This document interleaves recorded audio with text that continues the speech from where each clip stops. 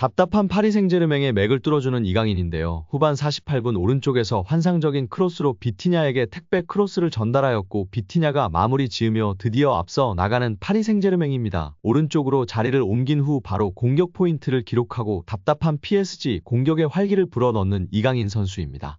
후반 60분에는 비티냐에게 패스를 받은 음바페가 멋지게 가마차기 슛을 시도하며 골망을 갈랐습니다. 음바페의 추가골이 나오면서 2대0으로 앞서 나가는 PSG인데요.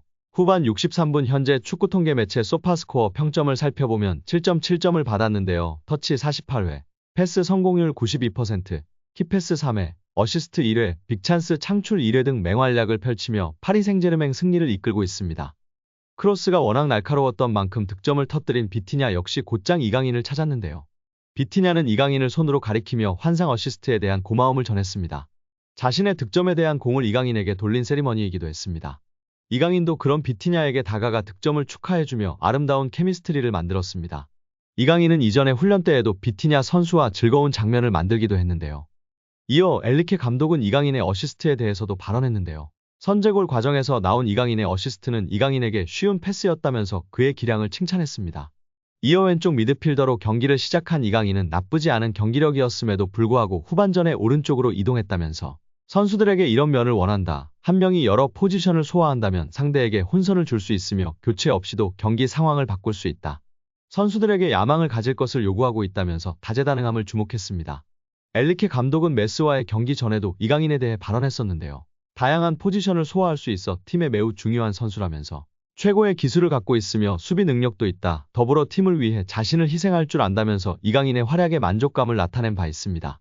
이강인은 올 시즌 PSG로 이적한 뒤 리그1과 챔피언스 리그를 모두 합해 15경기에서 2골 2도움을 기록하며 2023년 일정을 마무리했습니다.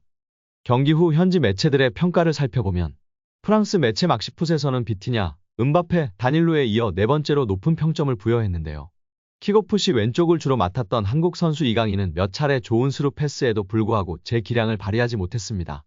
후반 들어 오른쪽 측면으로 자리를 옮긴 이강인은 비티냐에게 결정적인 크로스를 포함해 몇 차례 좋은 크로스를 넣으며 달라진 모습을 보이기 시작했다고 평가했습니다.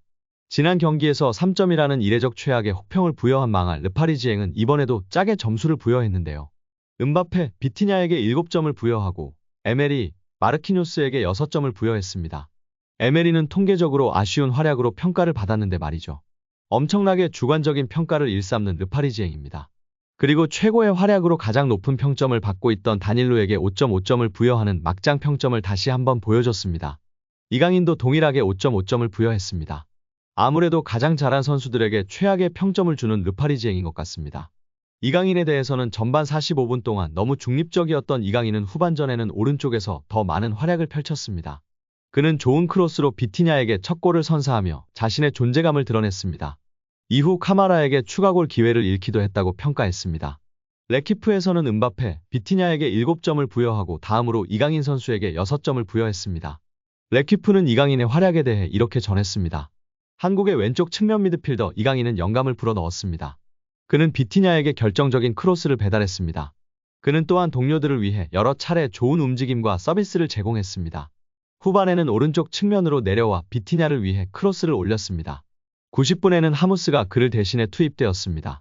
파리펜스에서는 음바페 7.5점, 비티냐 7점, 이강인 6점을 부여했는데요. 이강인에 대해서는 그는 많은 노력과 시도가 있었지만 항상 정확성이나 자동성이 부족하여 판단하기 어려웠습니다. 그는 비티냐의 선제골을 만들어주었습니다. 구공민 프랑스판에서는 음바페, 비티냐에게 최고 평점 7점을 부여하고 다닐로, 이강인에게 6점을 부여했습니다. 이강인은 계속 출전하며 경기에 꾸준히 모습을 드러냈습니다. 전반전에는 수줍어하며 별다른 활약을 보여주지 못했던 이강인은 하프타임 이후 경기력을 끌어올렸습니다.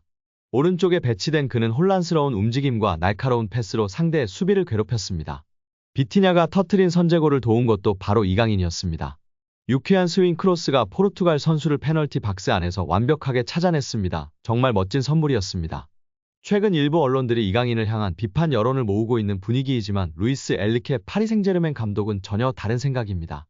엔리케 감독은 20일 메스와의 홈경기를 앞두고 경기 전 기자회견에서 이강인은 팀을 위해 자신을 희생한다고 치켜세웠습니다. 엔리케 감독은 스페인 프리메라리가를 안 보는 이들에게 이강인은 아마 조금 생소한 선수일 것 이라고 입을 연 뒤 이강인은 오른쪽 윙어, 왼쪽 윙어를 맡았다. 매우 중요하다. 이강인은 기술적인 능력을 갖고 있다. 그리고 팀을 위해 자신을 희생한다고 말했습니다. 또 프리메라 리가를 시청하지 않는 선수들에게는 거의 알려지지 않았지만 한국에선 슈퍼스타다. 우리 팀엔 매우 중요한 선수다.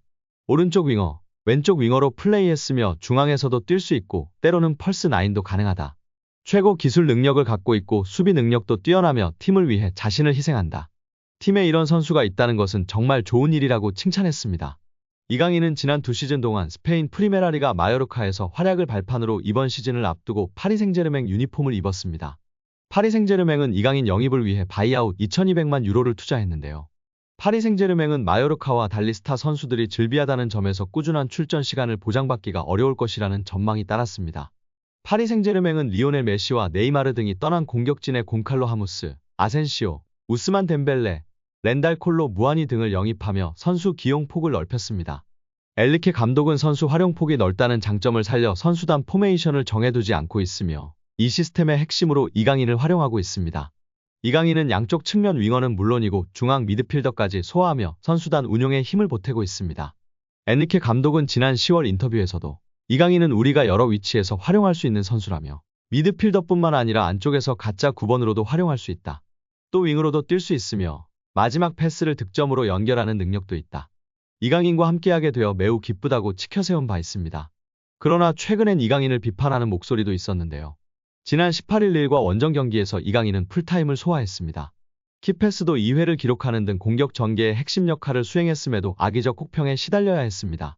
하지만 이날 엘리케 감독의 발언은 이강인을 향한 비판 여론을 단번에 뒤집기에 충분했습니다. 프랑스 매체 RMC 스포츠 역시 이강인은 겨울 이적 시장이 다가오는 현재 파리 생제르맹의 확실한 주전으로 자리 잡고 있다. 뉴캐슬 유나이티드와 도르트문트와 챔피언스리그 2경기를 포함해 파리 생제르맹에서 4경기 연속 선발 출전했다. 여러 포지션에서 뛸 수 있는 이강인은 엘리케 감독의 눈에 없어서는 안 될 존재가 됐다. 엘리케 감독은 이강인을 미드필더나 양쪽 윙 중 하나에서 활용하고 있다. 매끈한 왼발과 빠른 실행력, 추진력을 갖춘 이강은 지난 여름 2200만 유로에 영입되어 파리 생제르맹의 큰 자산이 됐다. 특히 이강인은 그라운드에서 노력을 아끼지 않기 때문에 더욱 그렇다. 고 치켜세웠습니다. 엘리케 감독은 지난달 몽펠리아와 경기 후 기자회견에서도 이강인이 스페인에서 뛸 때부터 잘 알고 있었다며 오늘 경기를 통해 봤듯이 정말 대단하다. 작지만 어디서든 뛸 수 있다. 수비적으로도 기여할 수 있고 득점도 올릴 수 있다. 완벽한 선수 라고 치켜세웠었습니다. 이어 이강인은 구단의 환상적인 영입이다. 루이스 캄포스 단장에게 찬사를 보낸다며 우리가 이강인과 계약했을 때 우리는 그의 잠재력과 밝은 미래가 있다는 걸 알고 있었다. 그리고 이강인은 더 열심히 해야 한다라고 강조했습니다. 같은 날 수비수 밀란 슈크리니아르 또한 에메리는 젊고 놀라운 선수이며 이강인 역시 마찬가지라며 팀에 왔을 때 실제로 보고 깜짝 놀랐다고 답하며 팬들의 관심을 받기도 했습니다. 이제 1월 4일에는 툴루즈 원정 경기가 있습니다. 이후에는 1월 15일 월요일 바레인과의 아시안컵 첫 경기가 시작되는데요. 우리 이강인 선수 부상 없이 맹활약하길 기대하고 응원하겠습니다. 오늘 영상은 여기까지입니다. 끝까지 시청해주셔서 감사합니다. 늘 건강하시고 더 좋은 영상으로 찾아뵙겠습니다. 구독과 좋아요도 잊지 마시고 부탁드립니다. 감사합니다.